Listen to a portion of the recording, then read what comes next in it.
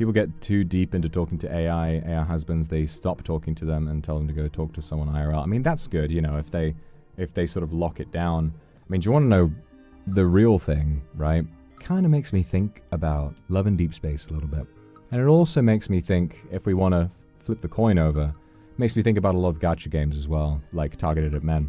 I know that there are many, many women out there who play Love in Deep Space, not as a game that lets them, you know, play with hot men, but also as a game that exists in lieu of, to replace, a real man.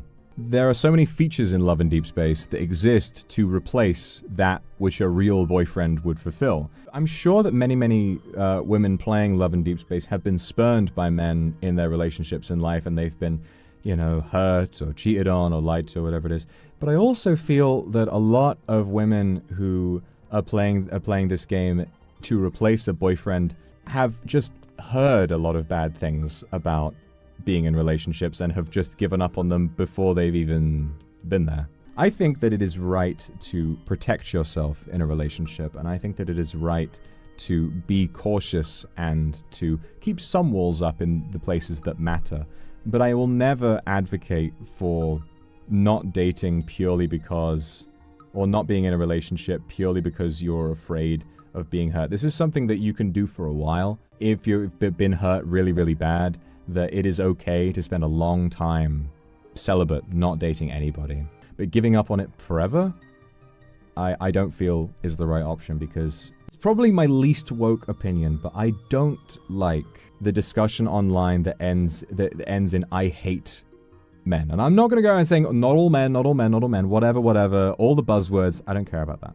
I don't feel that it is productive to encourage 50% of the population to actively fear the other 50%. I know that there is so much to be genuinely afraid of, and there are some horrible things that human beings are capable of doing to other people. But I feel that you are only harming yourself and your ability to seek companionship if you would replace a real partner with a game or, you know, with an AI chatbot. AI will respond to whatever you say. It will find an answer to anything that you say.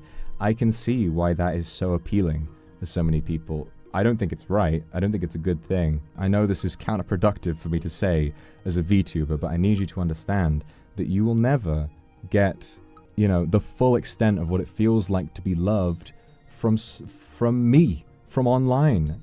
A real relationship with someone who sees you and chooses you will always give you so much more than anything, any AI chatbot, any video game love interest, or any VTuber, unless I guess you're dating them for real.